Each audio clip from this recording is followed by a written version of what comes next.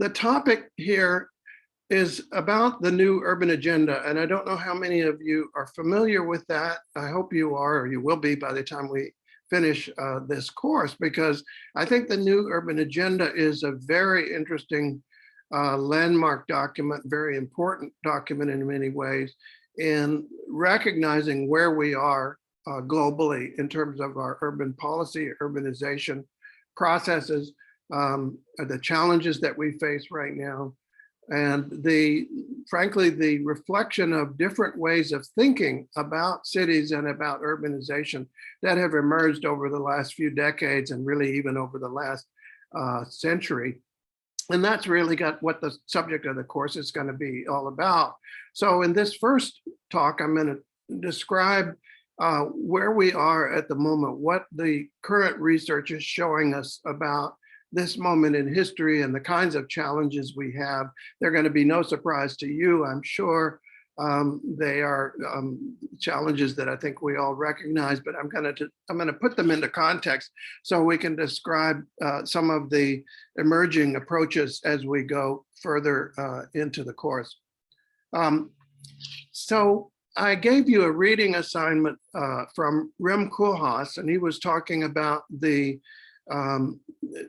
whatever happened to urbanism, a very provocative title. In other words, we've sort of lost the coherence of our urban fabric. We've become very fragmented, and in many ways, that's part of the nature of our challenges today, is this kind of fragmentation, not only of our urban fabric, but of our systems and our economies and our problem solving. The ways that we organize ourselves and deal with our challenges have become fragmented and chaotic, and we're wrestling with this problem.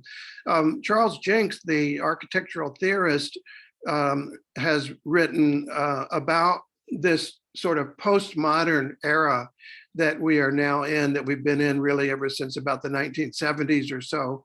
And he describes the changes in scientific understanding of nature, creating the basis for a new architecture. He wrote this book called New Science, New Architecture back, I think it was in the 1990s. And what he was describing was the evolution of architecture from a sort of baseline of early 20th century modernism into something more fragmented, more complicated in a way that many people have called postmodernism, and many different versions of postmodernism that have emerged along with that. And the central idea that he proposes is that the changes in our scientific view of the world are now creating the basis of a new architecture, a new cosmology reflected in our architecture. And he talks about people like Frank Gehry and Daniel Libeskind and others who variously been called deconstruction architects or postmodern architects, and many others up to the present day who've been doing this very exuberant sort of expressive architecture, very sort of plastic, neoplastic, you might say. In other words, new forms, new shapes, new complications of the possibilities of form because of the possibilities of technology. But what I'm going to do in this course is I'm going to set that aside, and I'm going to talk more about what the new sciences mean for the actual methods we use, not just the forms that we create and the expressions we create, but the methods that we use to understand our problems and to make new formulations in response to our problems. And that, to me, is a new urbanism, a new urban agenda. And that is what, for me, animates the most important changes in the scientific picture of the last 50 years or so. And that is, as I'll explore, what animates the new urban agenda and what animates what I think is a very momentous landmark change in our thinking and a convergence in our thinking among many different people, not just architects, not just urbanists, also policy people, also people in the sciences in many different disciplines, people in the world of activism, people who are in the political arena, trying to get things done at various scales of government and governance. Very important idea. So the New Urban Agenda is the outcome document that was approved at Habitat 3, which is a global urban conference that happens every 20 years. That was the third one, obviously. And this was agreed upon in Ecuador in 2016 and later adopted by consensus by all 193 countries of the United Nations. So this is the opposite of fragmentation. This is unification of many, many different actors, many different governments, many different civil society participants, many different professionals, many people coming out of their silos and getting together to agree on this new framework document. And that is a very big deal, I think. That is a landmark in urbanization and perhaps in human history in a way, because we are agreeing on a framework of what is the challenge, the nature of the challenge that we face, or the challenges that we face, what is the nature of the responses that we need to make to those challenges, and how do we implement them? And that the implementation is where we're still struggling, and I'll talk a little bit more about that in detail. Just as a biographical note, I was involved in developing some of the language for the New Urban Agenda, and I'm going to talk about that as well, and talk about the particular aspect of the New Urban Agenda that we worked on, which is the public space component. The idea that public space is an essential framework for everything else that happens in a city. If you don't have public space, maybe you don't have a city at all, as Juan Clos put it, the Secretary General of Habitat 3. So I'll delve into that a little bit more. We'll explore that a little more as we go into the course. But just to give you a little overview of what some of the features are that are in the New Urban Agenda, and we'll dive into that in more detail in the next talk tomorrow, actually.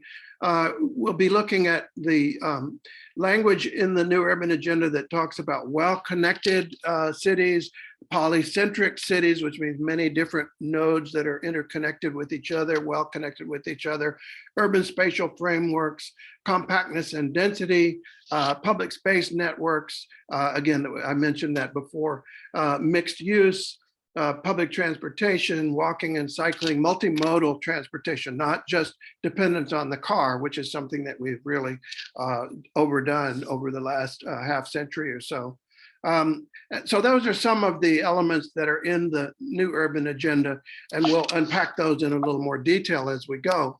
But they all relate in one way or another to this idea that a city is a connective system, that it contains connective relationships that connect us to one another, connect us to our resources, connect us to opportunities, connect us to different things going on, different processes, different actors, as Bruno Latour put it. And I'll talk about Latour's ideas also in a little more detail. And there are different ways that we can connect or not connect. We can connect in very restrictive ways, these very sort of tree-like hierarchical structures, and I'll talk about that in a little more detail later. Or we can connect in more sort of robust interconnected patterns, web networks, or what Christopher Alexander referred to as semi-lattices that give us more connectivity, more resilience in a way, more ways to get around, more ways to interconnect, more ways to create opportunities for one another. And that's really what cities do for us. They allow us to connect and to create opportunities. And Rem Koolhaas, I gave you this reading earlier for today. He is, I think, one of the most perceptive critics of what has gone wrong with cities. He lays it at the feet of the sort of modern paradigm, the paradigm of rationality and order and everything in its place. And I'll talk about that in a little more detail later as well. He calls it an alchemistic promise to transform quantity into quality through abstraction and repetition. And clearly that has not worked as we expected it to in the mid 20th century. We were very optimistic about the kind of future we would create for ourselves.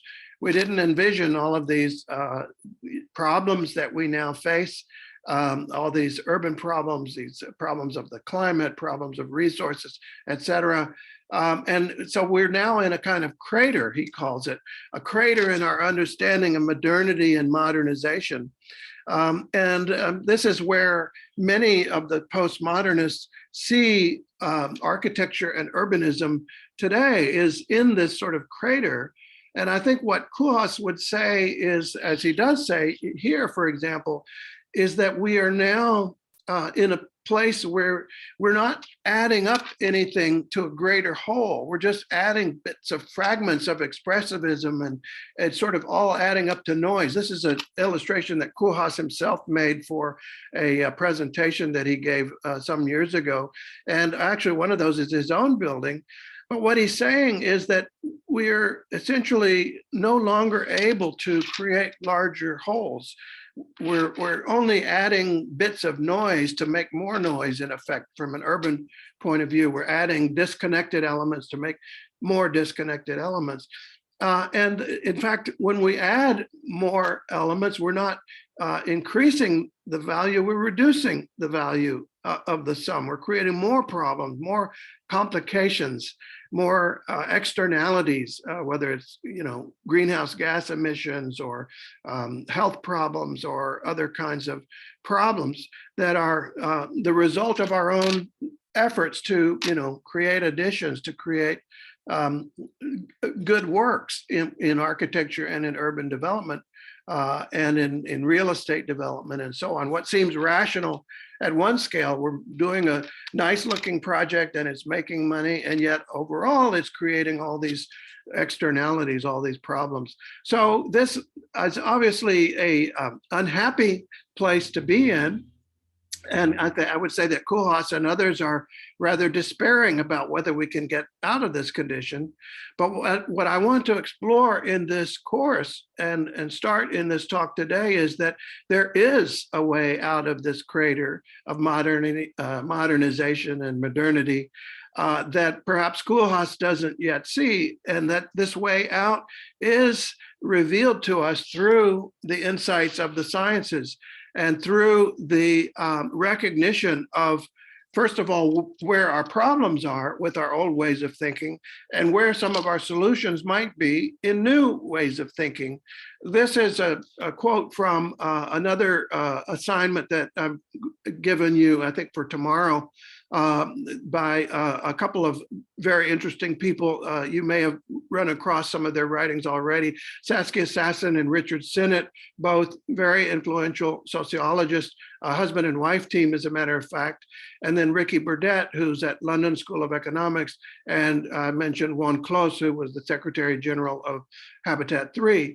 And they laid the feet of the problem of current policy at the Charter of Athens, which was a very influential document from 1933. Actually, it was published by Le Corbusier about 10 years later.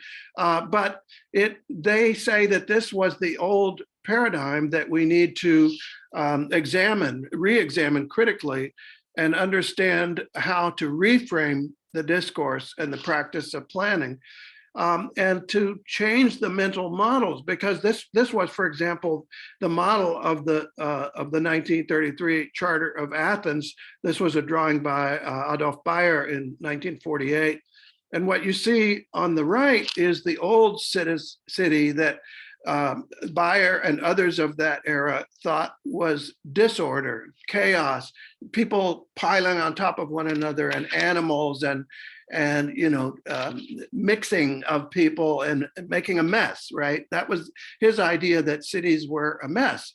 And whereas the model on the left was order, that was, you separated everything out and everything had a place, and a place for everything. You had the buildings set off, you had the streets that were for vehicles, you had the pedestrian paths for pedestrians, everything segregated out. That was really, as we'll talk about in a little more detail, that was the Charter of Athens model, the CIAM model, Congrès International d'Architecture Moderne, the organization that developed that charter. And it was incredibly influential and incredibly important in many ways in in not only architectural history, but right up to the present. And as Sasson, Sennett, Burdett, and Close argue, it needs to be critically reevaluated, especially in light of what we know now from the sciences.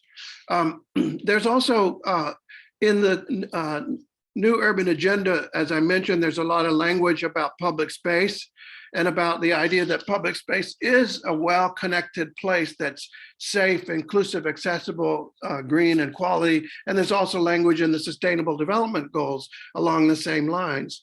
And that's no accident that those two documents are very close in their alignment. You may know that the Sustainable Development Goals were adopted around the same time. They don't just deal with cities, they deal with a lot of other issues of current challenges, global challenges of not only urbanization, but resource use and depletion and habitat destruction. Also human development opportunities to emerge from poverty, to have better health, better quality of life, and so on. So the idea of public space is common to both documents, and that was something that our colleagues at UN Habitat were very careful to emphasize in both documents.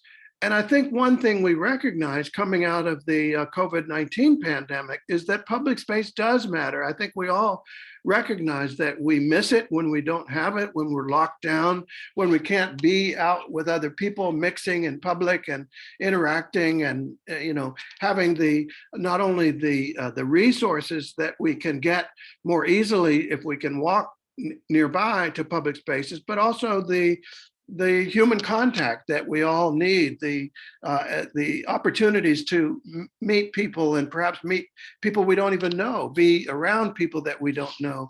And so in the new urban agenda, there's a lot of language that describes the specific benefits of public space. And these are some of the benefits that are enumerated.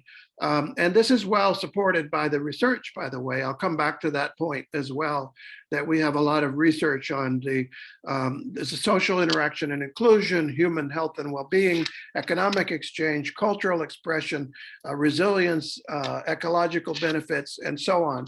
Many benefits that are enumerated of public space in the new urban agenda. And so this is important, I think, because right now, around the world, public space is in decline in many places. We have different forms of development that are actually removing public space or eroding public space. We have gated communities.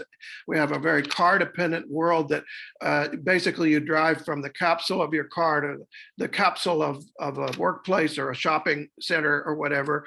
And then you have informal settlements that are also a very important form of development going on around the world. Roughly 2 billion people, by some measures, out of the 8 billion total population, live in informal settlements and slums. And as I said, we have an already over-encapsulated high emissions lifestyle, car-dependent lifestyle. And in some ways, the COVID-19 pandemic is exacerbating that problem. People are, in many places, if they were able to drive, they were driving even more and getting out into public spaces less because they were often closed down. And this is hardest, of course, on the most vulnerable people in our populations, including the poor, the elderly, those who are unable to get out of the house because they have chronic illnesses, for example. And this is really hard on them as well. And so what we recognize is, I think, that the pandemic has revealed some of our challenges and revealed, I think, some of the nature of our challenges. One of the lessons, and I'm going to talk about this in a little more detail as well, is that density is not the problem. Early on, we saw a lot of news articles about, well, forget dense settlements because that's the problem with COVID. COVID is being transmitted in places that are higher density. That's not true, actually. That's not what the research says. And you can begin to understand why that is by looking at these three models of urban form. They're very different models, obviously. The tall building on the left, the row house typology in the middle, and the perimeter block typology on the lower right. But they all have exactly the same density. This is a famous drawing from the UK Urban Task Force that illustrates this point. And I've added the red to show you that the pattern of connectivity is very, very different in those three examples. The example on the left, upper left, you have central corridors, elevators or lifts. You have centralized lobbies and entrances and exits. So of course, you're going to bring people into much closer proximity. And if they're going to be infecting one another, they're going to be infecting one another at a much higher rate in that kind of urban form, as opposed to, say, the perimeter block, or excuse me, the row house in the middle, where it's a much more diffuse pattern and people are not connecting very much to one another directly face to face. And so you're not getting the same level of transmission there. Or the perimeter block on the lower right, that's sort of somewhere in between the two, that has, some centralized corridors, but also a more diffuse pattern overall. So again, density is getting a bad name, a bad rap, if you will, and it's not density, it's the pattern of connectivity that's important. And this illustrates a larger point, which is that there are ways to maintain mixed walkable cities and towns and settlements of all kinds with good quality public space, with what you might call sociable distancing. You've heard of social distancing. This is sociable distancing, the idea that you can be connected to each other in public space and you can still be safe. This is actually my daughter and two grandkids standing on their porch. And I'm just illustrating the point that it's possible for me perhaps as a neighbor, if I were a neighbor, to interact with them socially and still be safe and have, not have transmission of diseases, even though we're connected to one another. And this matters a great deal, as it turns out, to protect people in public space, which is what fundamentally public space has to do. This is what cities have to do, right? It has to not only connect us, but protect us from dangers, from vehicles, from crime, from disease, from just things that disrupt our quality of life, noise, pollution, etc. It has to do that in a way that keeps us connected, and it has to give us a certain amount of control over that process. It has to exclude these dangers and these potential things that we need to control, as well as to include the things that we want to control and give us control over how much of that we can admit at a variety of scales. So for example, my daughter there on the porch can invite me up onto the porch, or she can decide not to invite me onto the porch. And if I walk up there, I just barge in and stand on the porch, that would be widely seen as a intrusion on her right to control that space. And the neighbors would see it, and I would know that I'm being watched, and there would be a sense of safety that would protect her, even though she's still connected. So this idea that public space always has to do that, and the adjoining private spaces always have to do that. They have to keep us connected and keep us protected at the same time. And they do that through the ways that the spaces are articulated and controlled by the people who are there on the spaces. And I'll talk about that in a little more detail later, because I think it's a very important point. And also this idea that public spaces give us the ability to create opportunities. We can meet people that we don't necessarily know very well, or we can meet people who have new information that we share. We don't meet them necessarily in our workplace. We meet them in the public spaces where we form what are known as the weak ties.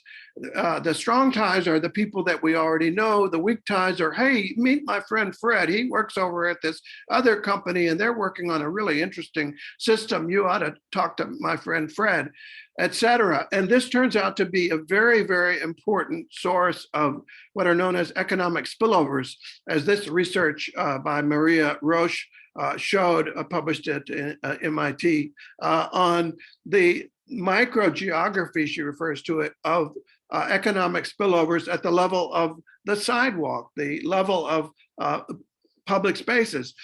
In addition, and we'll talk about this in a little bit more detail as well, the work of Eric Kleinenberg, a sociologist who has shown that the public space and the quality of public space and the connection to the adjoining private spaces and semi-public third spaces is a very, very important component in urban resilience. And for example, in the heat wave of 1995, he showed that one of the 4 key conditions that led to much greater levels of death was the degradation and fortification of urban public space. So public space is not only an issue of quality of life and of well-being, it can be an issue of literally life and death, and clearly in that case. And we'll get into some of that research later in the course, some of the work on resilience and public space and Kleinenberg's work in particular, but also other related work on what he calls social infrastructure and the public realm. And I already mentioned some of the benefits that the New Urban Agenda describes in for public space, but also things like reducing heat island effects when you have greening of public spaces, increasing shade and comfort, reducing pavement area per person. If you have a greater density and you can share the public realm, you actually reduce the amount of pavement if you don't have to drive, if everybody doesn't drive everywhere, because you don't need as much space allocated to the automobile, and you can have less pavement. You can reduce emissions per person if people are walking and getting around in other ways, not just driving. You can provide water infiltration zones as part of your public realm, and many other benefits that go with a strong, attractive, livable, healthy public realm. And so I will talk in more detail later about some of the research that's going on, but I'll just mention a project that we've been working on in at KTH University in Stockholm called Terra Publica, which is a database of all of the public space research from different disciplines. I shouldn't say all of it because it's a representative sample, a curated sample of some of the most notable research, about 500 papers or so, coming from economics, from sociology, from environmental psychology, from urban design, and so on.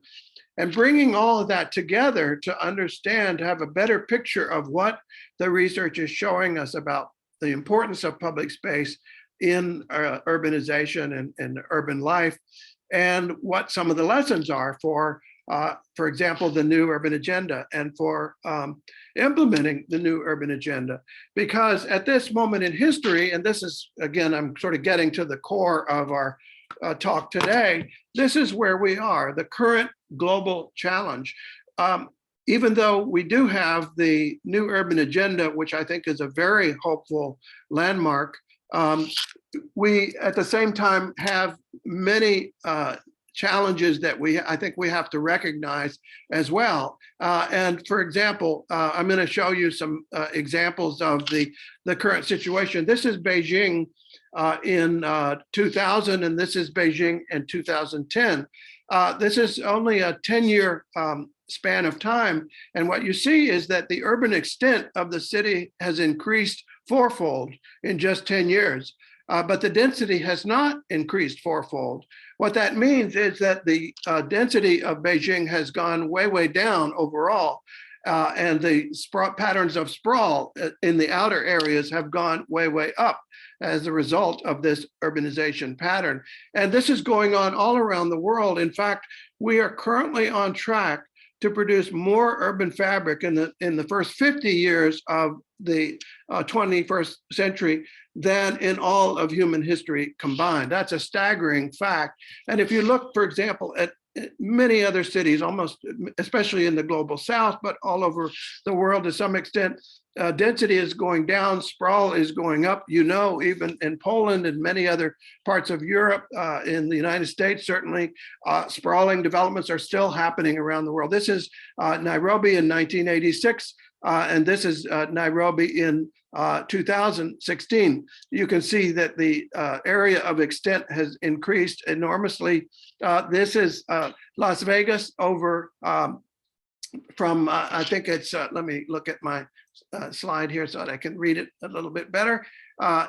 This is a period of about 30 years, or 72 to 2010. And you can see that in this case, it's getting much bigger, and certainly the density has gone down and the level of sprawl has gone up. What you can also see is that Lake Mead, this blue line here, has the level of Lake Mead has dropped precipitously because we are consuming water in the Las Vegas area at a clearly unsustainable rate. And this is happening all across the American Southwest. Depletion of resources, including water, is accelerating around the globe. So this is a daunting challenge, to say the least. We need to confront this challenge and recognize that rapid urbanization is a reality. It's not all bad news. I don't want to paint it in, sort of black and white. It is certainly creating opportunities for, populations to improve their health and their well-being. Opportunities for women and so on is very important. But a lot of what is being built is sprawling and resource inefficient. And that doesn't bode well for the future, because those patterns of urbanization are in many ways locked in. And again, this is going on right around the world, in all of the continents around the world: South America, Asia, Africa, and even Europe, of course. And on the one hand, you've got the explosive growth of informal settlements. And on the other hand, you've got market rate development that's, again, resource intensive, high emissions, high depletion, and it's unsustainable, all of the patterns I was just describing. And this is a systemic problem. It isn't going to be solved with bolt-on technologies. Many of you are aware of some of the problems that have been reported from some of the green technologies that are sort of bolt-on devices, propellers and turbines, electrification, and so on. Those are things that need to happen, certainly, but they're not silver bullets. They're not going to solve our problems in and of themselves. For one thing, there's something known as the Jevons paradox, or the rebound effect. You create a new technology to solve an old problem, and you create a new problem. If you create the suburbs to solve the problem of the cities, and then you end up with new suburban problems. Or you create an efficient new technology and it becomes cheaper to use, and so people use more of it. That's the Jevons paradox. So these rebound effects come back and get us over and over again. These models of urbanization come back and bite us in ways that are not going to be helpful in the future. This is in Lagos, Nigeria, and this is going on especially in the global south, where, frankly, consultants from the north, like myself and others, come down to these parts of the world and we say, oh, this is a great new technology. It has, LEED certification or whatever, but it's not actually getting at the core of the problem, which is this unsustainable pattern of urbanization based on the car, based on fragmentation, based on separation, and so on. And this is not going to ultimately allow us to deal with our challenges.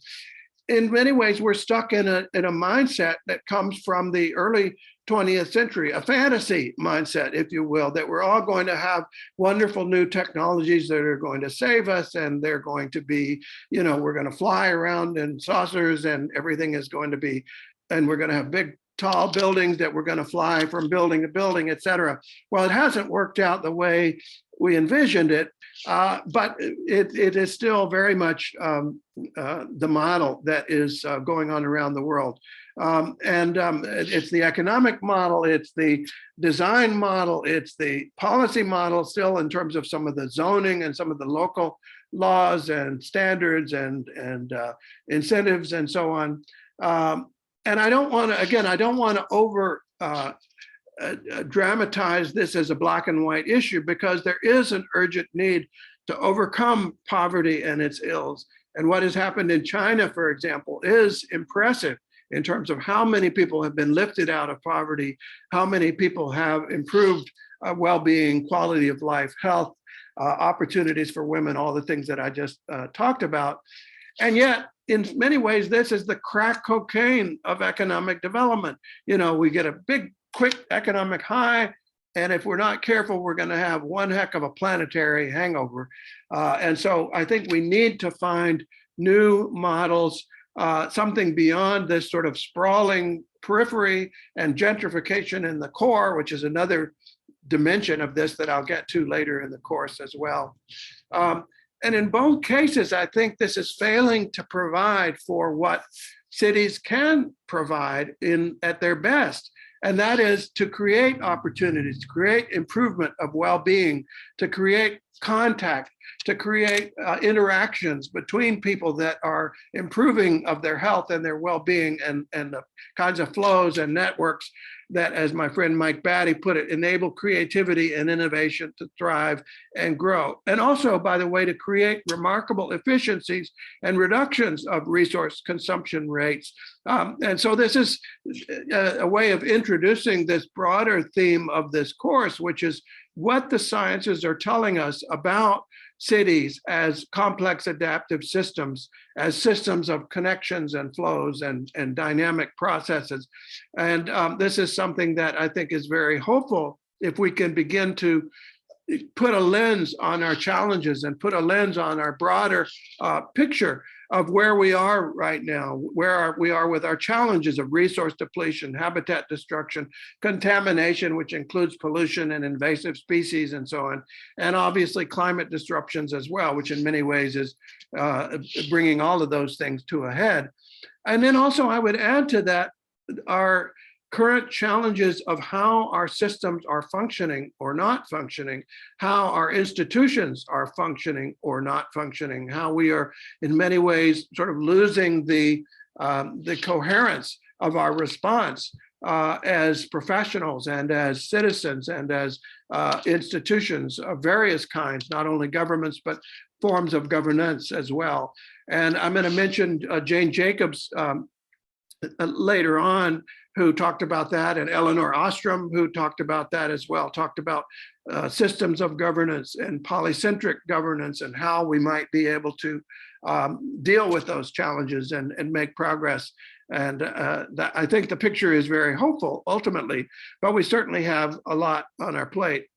And we certainly have a lot when it comes to climate change. I'm going to talk briefly about that issue here, just in terms of our current challenges.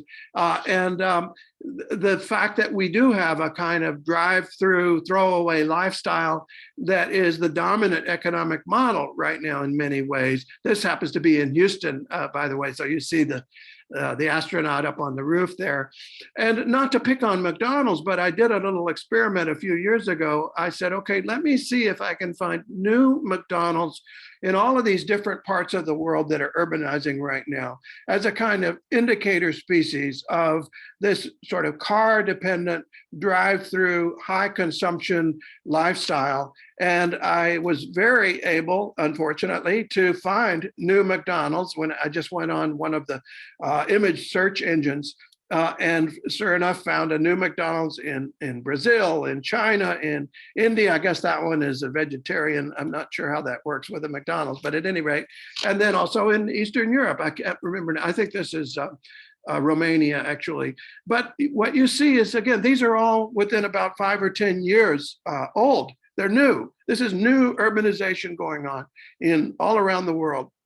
And it's the new urbanization of a high consumption, a high emissions lifestyle that bodes very poorly for our climate challenge, for example. And even if we electrify these cars, of course, it begs the question, where is the electric energy coming from? If it's coming from coal plants, and we're still, eating a lot of meat, and we're still having a high consumption lifestyle in general, that's going to be a problem, obviously. So this is where we are with U.S. cities, the amount of motor fuel being consumed per capita, very, very high. And it's quite a lot lower in European cities, but it is going up, of course, as we know. Electrification is going up as well, which is a hopeful thing. But as I said, it's not just the fact that we're converting to electrification, because again, where does that fuel come from? If you have 2 billion more cars coming onto the worldwide car fleet in the next 20 years, those cars are going to be, even if they're electric, they're going to consume massive amounts of electricity. And where is that electricity coming from? Right now, the bulk of it is coming from coal. But here is a hopeful chart. This is a chart of greenhouse gas emissions in cities compared to countries. And what you see here is that the greenhouse gas emissions in New York City, for example, is about a third of what it is in the average American settlement, which is more sprawling, certainly, than New York City. And that's an important factor, that obviously in New York City, people are closer together, they don't drive as much, so their greenhouse gas per capita is much lower. And the same thing is true when you look at country comparisons between Sweden and the United States. There's about a threefold or so difference in greenhouse gas emissions per capita. Again, people in Sweden it's more compact, people drive less, the lifestyles are a bit more resource efficient and so on. And then the same thing is true between Stockholm and Sweden as a whole, that Stockholm is more dense, more compact, fewer people drive and so on. So you see an even lower greenhouse gas emissions per capita in Stockholm. But look at the difference between Stockholm as a settlement and the average US settlement. It's about 6 times greater in the United States, average US settlement, than in Stockholm. And if you ask, well, what is the major factor? What is the major reason that the US has 6 times more emissions per capita than citizens of Stockholm? It's not because they're 6 times wealthier, certainly. Actually, the citizens of Stockholm are wealthier. It's not because they're 6 times healthier or 6 times happier or 6 times anything other than they're clearly 6 times more wasteful of resources than the citizens of Stockholm. They're on any metric you can pick in terms of, they're not miserable because they're shoved into density. That's not an explanation that explains that magnitude of difference. What explains that magnitude of difference is primarily the pattern of urban settlement. And having lived in Stockholm, I can tell you that it's a very livable, wonderful city. I'm enjoyed living there very much, and I think most people do find it a very livable city in many ways. So the pattern of urban settlement is very, very important when it comes to greenhouse gas emissions, and whether or not that pattern is sprawling. And of course, sprawling versus density, if you just think about density as one metric, well, of course, it makes sense that if you have everything closer together, if you have people closer together and resources closer together, the energy to go back and forth and to move resources around to the infrastructure and so on, that's going to be more efficient. And the consumption per person is going to be lower. And of course, there's a lot of evidence that density is strongly correlated with emissions per capita, especially from transportation, but also from other urban sources like infrastructure and so on. And you can see that, for example, in this comparison between the emissions in San Francisco, in the core area of San Francisco, where it's a very high density. The map on the right shows density, the highest density in the red, and the lowest emissions per capita from transportation in green, and other forms of emission follow a similar pattern. But you can see a very strong inverse correlation. Highest density equals lowest emissions. And similarly, in the East Bay, where you have a low density, you also have the highest emissions per capita. So you have a very strong inverse correlation there between density and emissions. But it's not just density, it's also other factors of urban morphology that we need to tease out, because you could imagine a situation where, for example, you have a very dense downtown and a very dense suburban area, residential area, and everybody going back and forth constantly driving their cars. That would not be a very efficient urban form. So it's not just density, it's the pattern of arrangement of the destinations. And this is, for example, in in New York, sorry, in San Francisco, the area where the density is highest and the emissions is lowest, I happen to live there. That's my apartment actually up there on the, that's my bedroom right up there over the streetcar. And I can tell you that it is a wonderful livable place to be.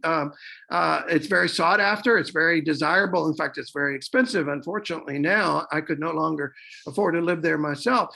But you have a mix of uses. You have the little market right on the corner that I used to stop off and shop. You have many different modes of transportation, the streetcar, walking. You have an interconnected grid to get people around. You have generally more compact ways of living that are still very livable and pleasant.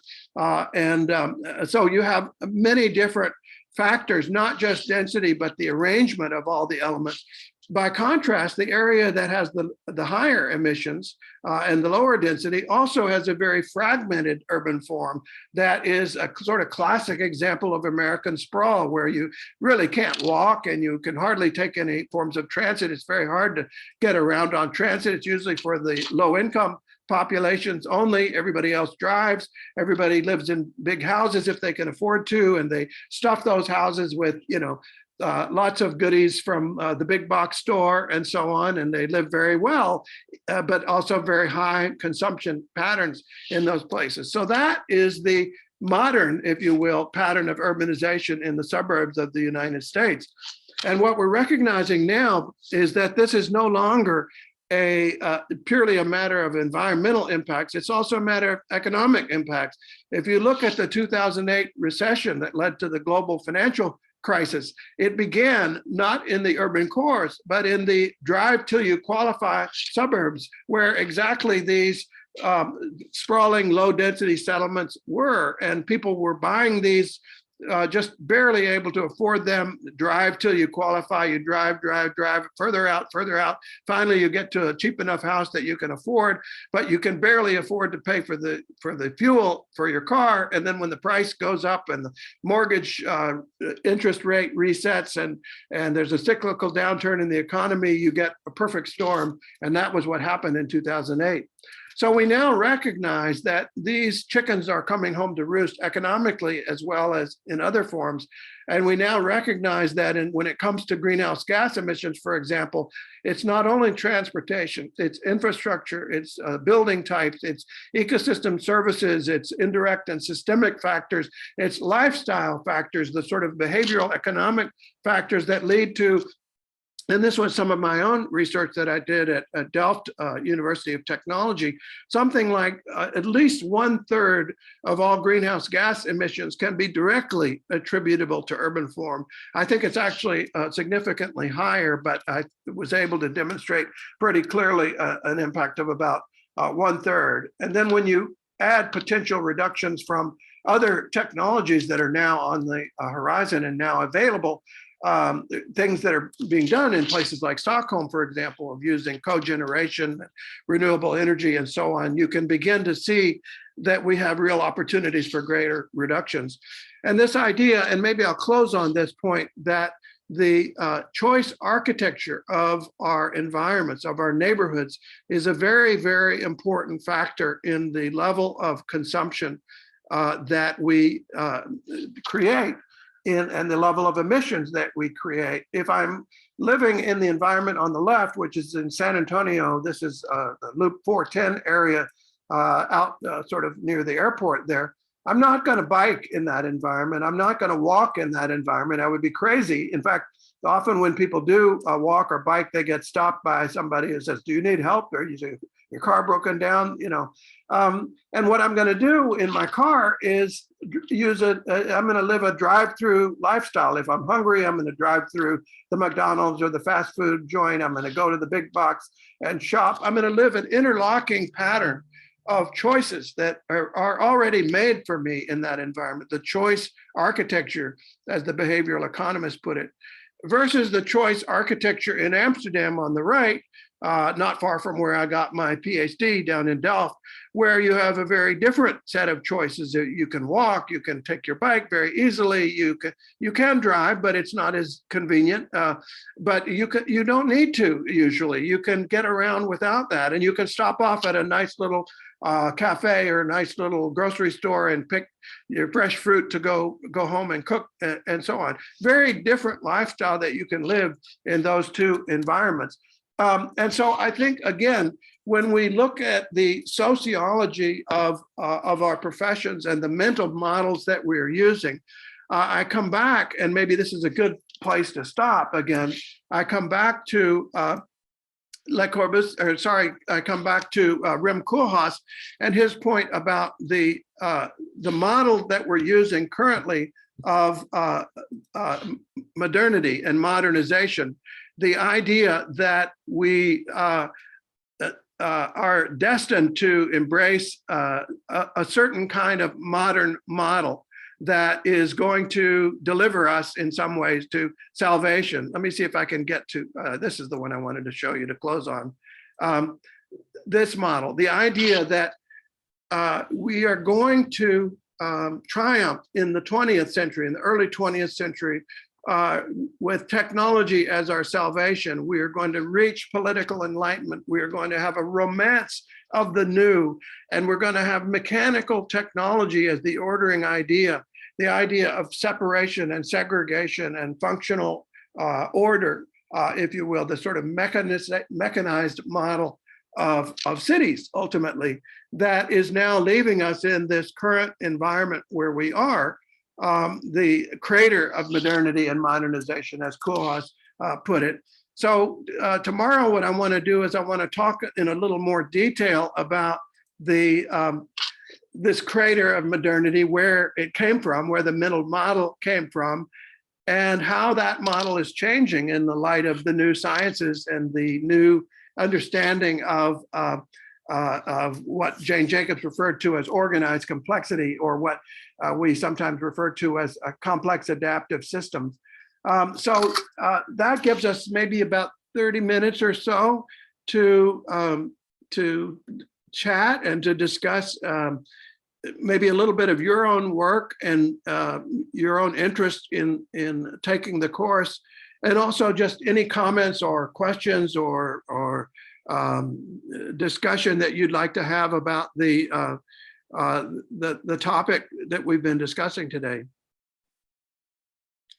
So Dominic, not to put you on the spot, but you and I have talked already a little bit about your interest in coming at this, not in the world of urban planning or architecture, but the world of management. And what do you see in your work that is related to what we've talked about today? You mentioned a lot of things connected with relationships, broadly defined relationships, yes, relationships between people. And a very important thing for me is to find out and broaden my knowledge how the space in cities can connect the people, because I saw that some space in our cities can also modify and develop some kind of relationship capital, from the management point of view. So I see that I can add some stakeholder branch in the tree of relational capital from my management side point of view to an instruments of creating relational capital. So how the company maybe or some institution can create the relational capital with their stakeholders by means of using the space. So it's really nice and interesting also instrument of creating relational capital and modifying it, of creating relations. So that's the very important thing. And also, that's great. Yeah. Yeah. I'll just comment on that briefly, that, you know, we need to recognize, I think, that we're exchanging many things in the city, not just money, obviously. We're exchanging other forms of capital, social capital, relational capital. You know, any business owner knows that goodwill is a form of capital, right? If you lose the goodwill of the customer, if you lose the reputation, you've lost something essential to your business, right? Yeah, and another aspect is also creating a space in healthcare institutions, because the COVID pandemic has proved us that there is also a need to develop some kind of another thinking in case of healthcare spaces. Yeah, and I while making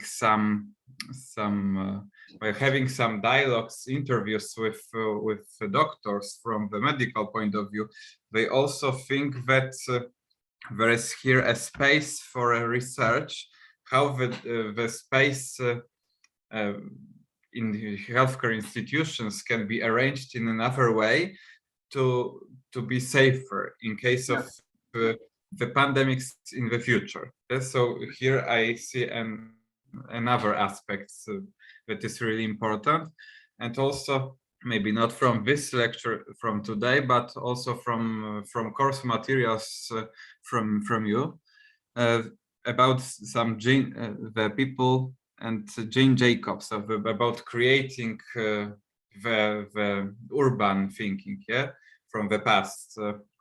I saw that she used the term of social capital in 60s, yes, in the 20th 61, century. yeah, right. Yeah, but many management articles think that social capital, the term of social capital, was created in 70s. So here is some kind of very interesting thing that I can add something for my dissertation, maybe, that social capital comes from 60s, from such person. Yeah. Yeah, you know, there are certainly antecedents to a lot of these things. If you go back, you and I were talking earlier about Herbert Simon, who we'll talk about more in the course. Very influential person who, you know, was working back in the 1950s, even in the 60s and 70s, on a lot of the key ideas about what design is, especially what design is in the cybernetic age, when we suddenly have lots and lots of variables to contend with, to account for in our designs. And what does that mean in terms of how we design and how we organize, how we create institutions? And so I think Simon is one example. Jane Jacobs is another example. You look at Jane Jacobs, for example, and you will see that she didn't just come up with all of this, boom, in 1961. She was reading Kevin Lynch, for example, who wrote The Image of the City in 1960. And Lynch had been working, you know, some years before that as well. And she had been reading Warren Weaver, who was the Rockefeller Foundation manager, who sort of summarized a lot of the ideas of organized complexity that we now think of as cutting edge complexity science, you know, complex adaptive systems and the Santa Fe Institute and all of those sorts of things. And what has now been referred to as the science of cities, which we'll certainly be talking about more in the course, and what kinds of features that has that are different from the ways that we understood cities prior to, say, the 1950s. And Jacobs, in many ways, was somebody who came along and crystallized a lot of those ideas that were already there and formulated them in a way that planners could understand.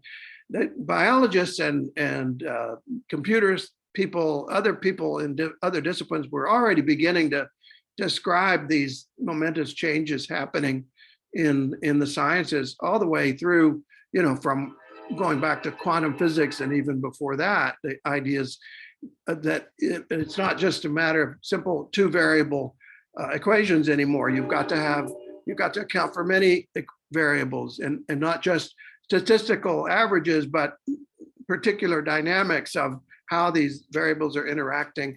And Jacobs gave a great summary of that. We'll talk about that in more detail later on. But I think what's fascinating to me is to see how these ideas have threads that go back in time, and how I think it is a fair statement to say that the new urban agenda, to come back to that for a moment, does represent a major new way of looking at cities that's very different from the major old way of looking at cities, which and people use the word paradigm.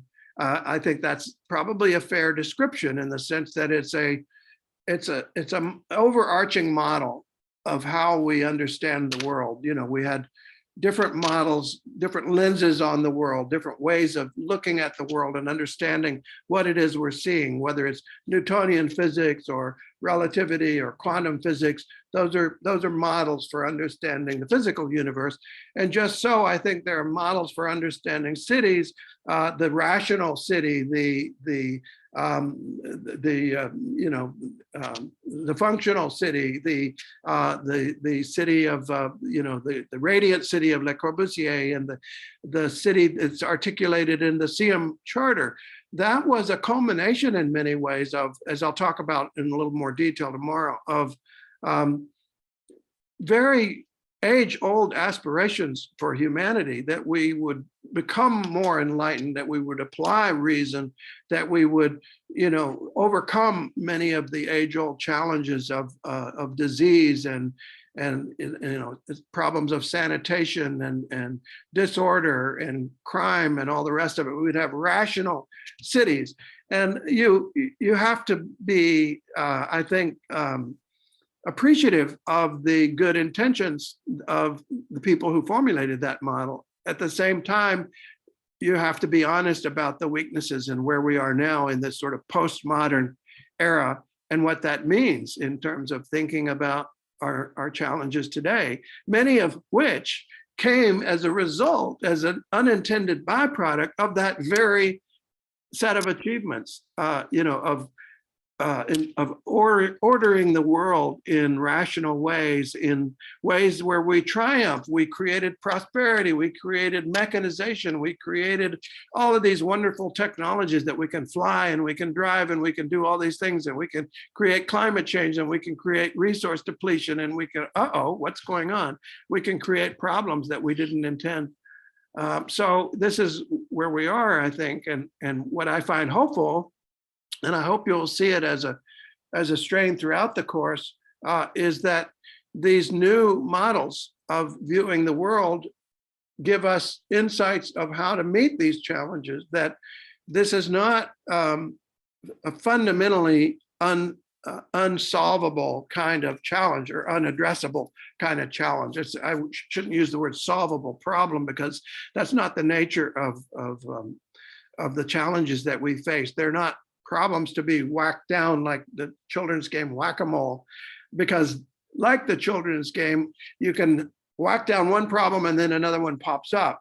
It's more like you have to deal with the system as a whole and sort of improve the condition of the system as a whole. And I'll talk a little bit more about addressing our challenges and creating more robust, more resilient ways of meeting those challenges, as opposed to solving our problems, which is not what is available to us right now. So anyway, I find it really a fascinating subject matter. As I said at the beginning, the issue of cities really brings together so many of the other issues that we deal with as a species, the issues of health and well-being and economic livelihood and culture and expressiveness and quality of life, robustness of life, and all the threats to that, the current threats that we have in all the range of the array of problems. So I hope we'll see, the fascinating aspects of that, and maybe the hopeful aspects of the tools and resources that we have available now. That's the ultimate goal that I want to get to.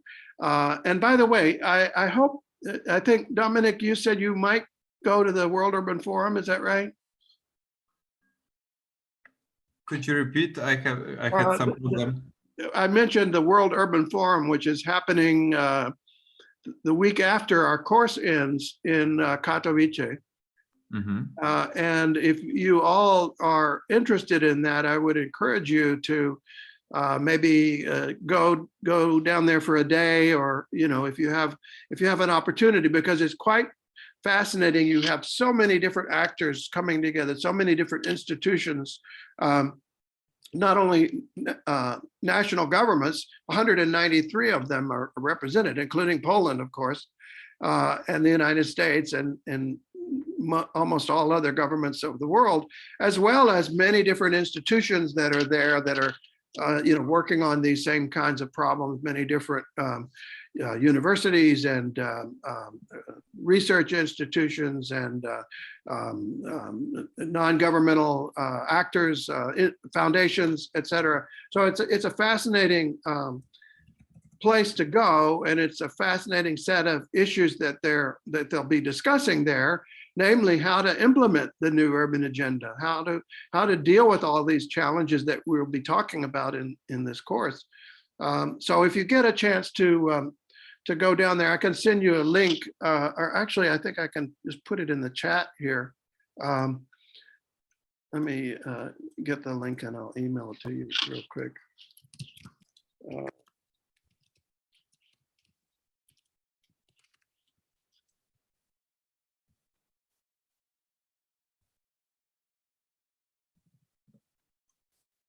So it's just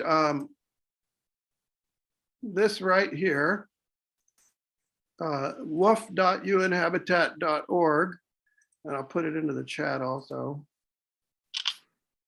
And you can go to this button that says registration, and you can register for it.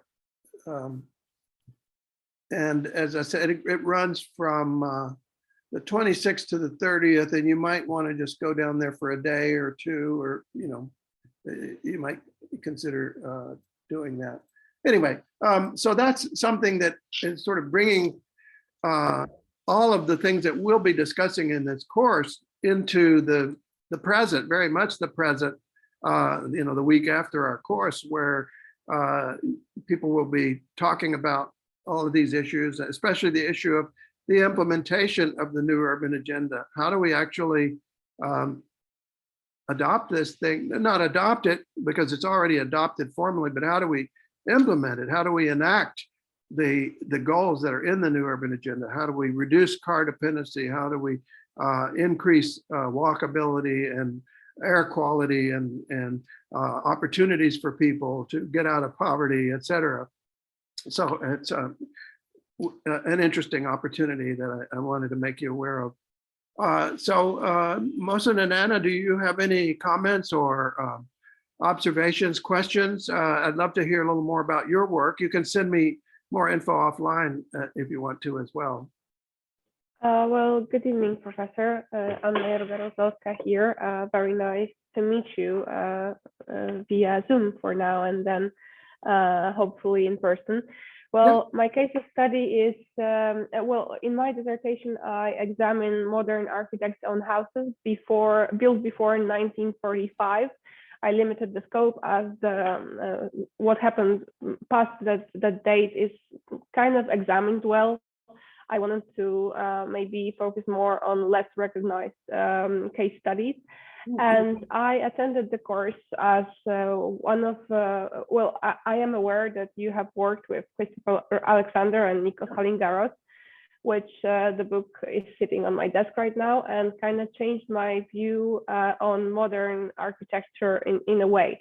I like to see also how you have synthesize the ideas of other theories, as this is something that I would have to do in my dissertation as well, because I see the modern architect own house as kind of a manifestation of the idea, and I try to find this idea through different methods, and then I have to sum it up in a way. And this is very interesting to see your way of thinking. Of course, the urban context is very fascinating as well, but I am more interested in your methods, in your maybe a way of understanding things, way of your perspective. This is very eye-opening, and I'm very excited about hearing about things from your point of view. Thank you. Yeah, well, thank you and welcome. You know, I think also we're obviously the course is a little more focused on the urban scale and not so much on the building scale, but I think the lessons apply equally. You know, human space is human space, and whether it's and buildings have semi-public spaces in them. Sometimes they're literally public spaces if it's like a, you know, a civic building of some kind. And the question of how we use the spaces and how the spaces are related to one another is very important. And I think maybe you'll see a lot of you know, information that's relevant to your work there. And also, I think there's this question, you know, of how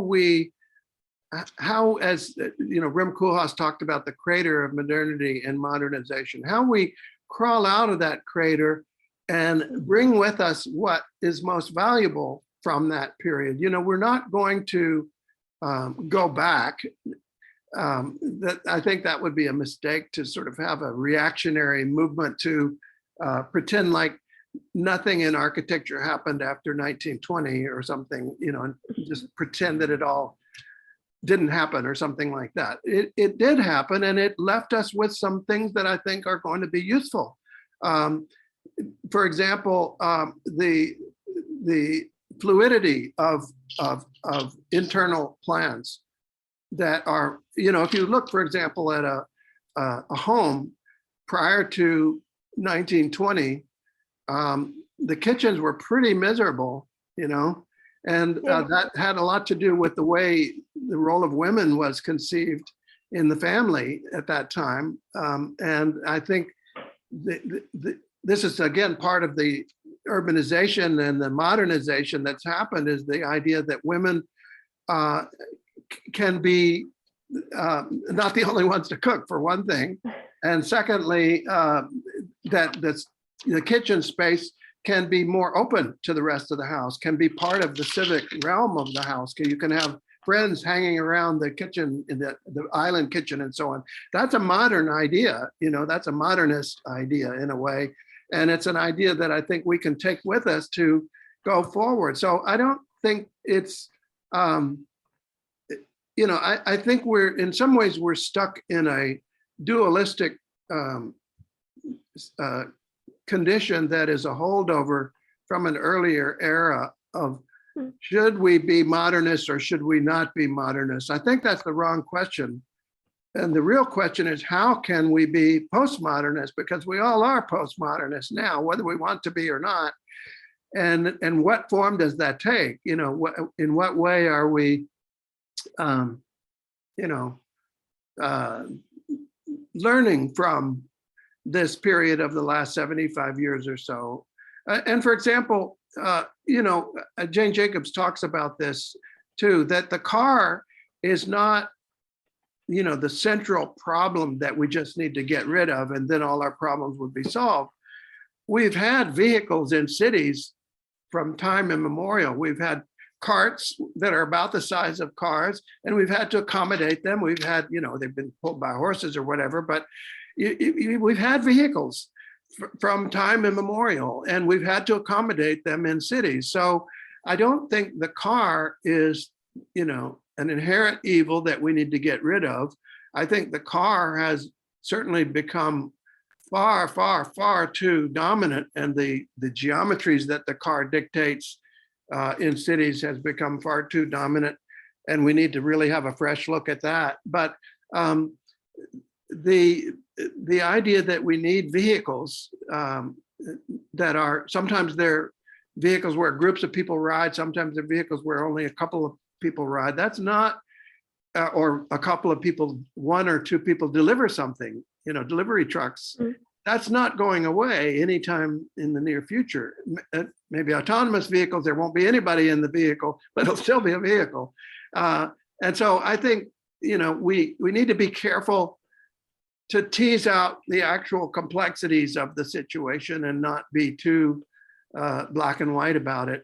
And you mentioned Christopher Alexander, and we are going to talk about his work because he was certainly another seminal figure of the 20th century going into the early 21st century. And his influence is really remarkable in the world of computers. And a lot of people don't know that, but the world of wiki, as in Wikipedia, and agile development, agile design, which is now taken over the management world. You have agile methodology in the management world. I imagine Dominic is familiar with that. That comes out of this idea of, reducing the sort of rigidity of the systems and creating a more agile, more flexible, more interconnected network structure of relationships, of teams. Scrum is another outgrowth of that, Scrum management and so on, where you have more of a sort of teams approach, or and all of these ideas that are now animating the world of management that came out of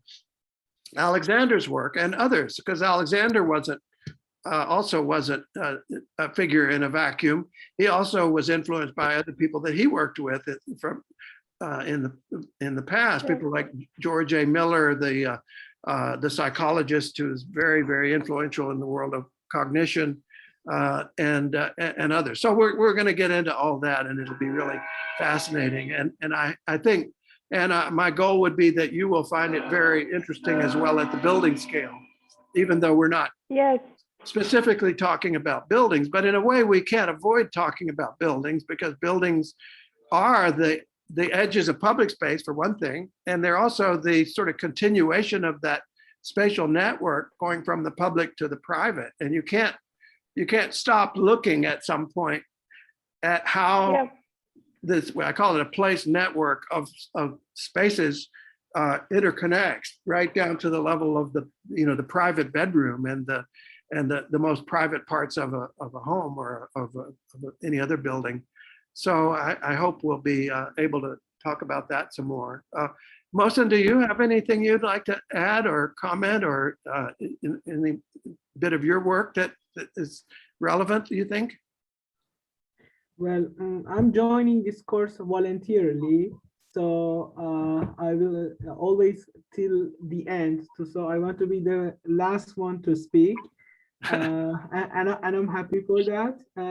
But my topic is about regeneration of post-industrial urban sites.